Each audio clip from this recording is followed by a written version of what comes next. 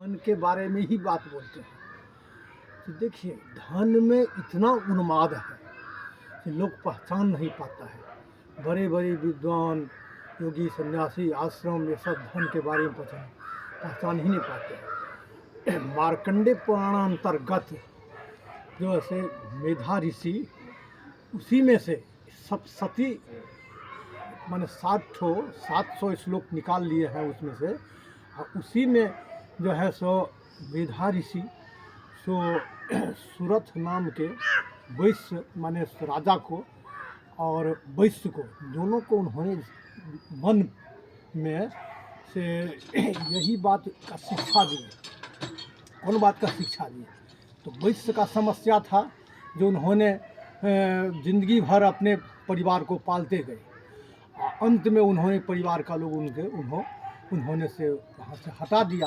तो वो अपना भागते भागते घर द्वार छोड़ करके जंगल चले गए। जंगल में इधर उधर भटकते खोजते, और राजा जो था सुरथराम का राजा, वो राजा जो है सो क्या करे, तो उसको चारों तरफ से जो है सो अन्य राजा सब आक्रमण कर दिए, राज्य उसका जीत लिए। और जीतने के बाद में उसको जो है वहाँ से वो भाग गए। तो वो भी अपना घर परिवार छोड़ करके चले गए। ये दोनों जो है सो से अपने अपने व्यथा से आकुल होकर के मैंने मेधा ऋषि को पूछे कि कौन जन्म के क्या कर्म से हमको ऐसा हुआ है।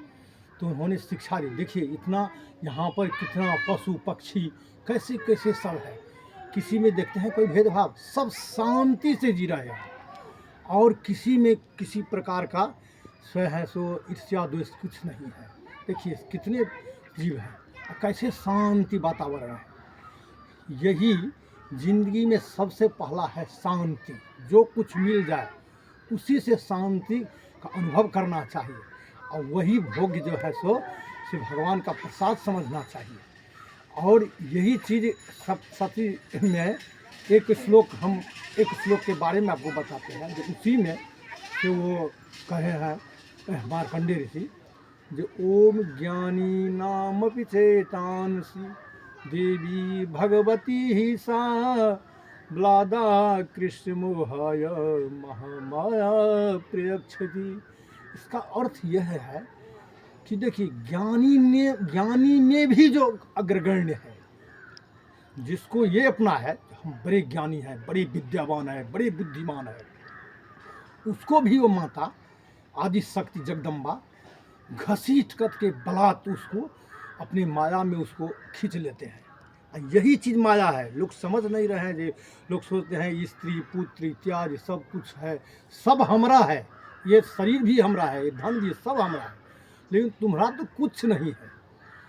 तुम जो कुछ पूर्व जन्म से लाए हो, धर्म या अधर्म दो ही ठो लाए हो, और उसी से तुम्हारा अभी जितना जो है सो देखते हैं, जो दुख सुख भोग माने सब जितना जो भोग रहे हो, उसी का प्रसाद है।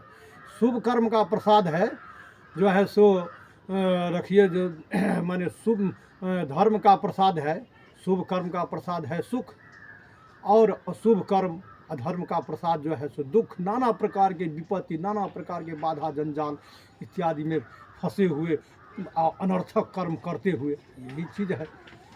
और वो जो अपने आप को समझते हैं बड़े ज्ञानी हैं, कहते हैं ज्ञानी में जो अग्रगण्य है, उसको भी माता घसीट करके बलात् खींच करके उसको अपने माया में उसको लगा देते हैं। जो उसको ये भी ज्ञान नहीं, ये भी चेतना नहीं रहता है जो हमको क्या करना चाहिए, क्या नहीं करना चाहिए, हम किसके लिए करते हैं, और हमको कौन चीज़ करना चाहिए, ये सब का उसको चेतना शून्य हो जाता है। और वो जैसा अन्न वो आश्रम का, जिस आश्रम में है, गृहस्थ आश्रम में है, वानप्रस्थ में है, संन्यास आश्रम में है, ब्रह्मचर्य आश्रम, जो आश्रम में है, जिस आश्रम में जैसा धन का उपभोग वो लोग करता है, वैसे ही बुद्धि उसको उसी तरफ जाता है, और वो अंत में क्या होता है, नष्ट हो जाता है। यही जो है ज्ञानी का भी चेतना शून्य कर देते हैं माता। और वो क्यों शून्य कर देते हैं? तो जब ये देखते हैं वो जैसा कर्म करता है उसी तरफ उसको खींच करके ले जाता है।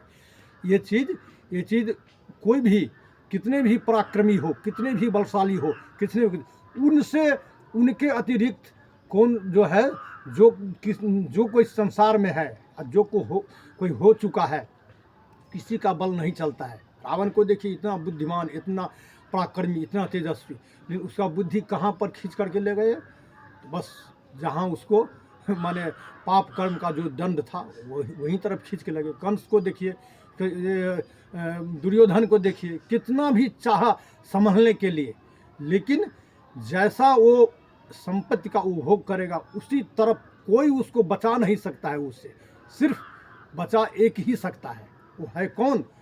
तो जो शांत पुरुष है, जो अशुभ कर्म से डरता है, शुभ कर्म करने के लिए तत्पर रहता है, किसी को कल्याण करने के तत्पर रहता है, वही आदमी उस बेचारा को जो है, जो आदमी इस ज्ञान से, चेतना से शून्य रहता है, अनुचित अज्ञानता में अनुचित कर्म करता है, वही जो है सो ज्ञानी, जो ऐसे ज्ञानी है वही उसको बचा सकता है, नहीं तो कोई नहीं बचा सकता है उससे, वो माता के प्रकोप से।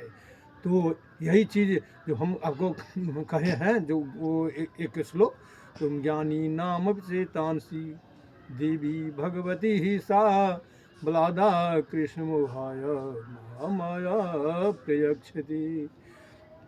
और यही चीज़ से ना समझ के कारण लोग जो है सो नाना प्रकार के, और वही लोग कहता है देव, देव क्या है, ये क्या है, वो क्या है, ऐसे हो गया।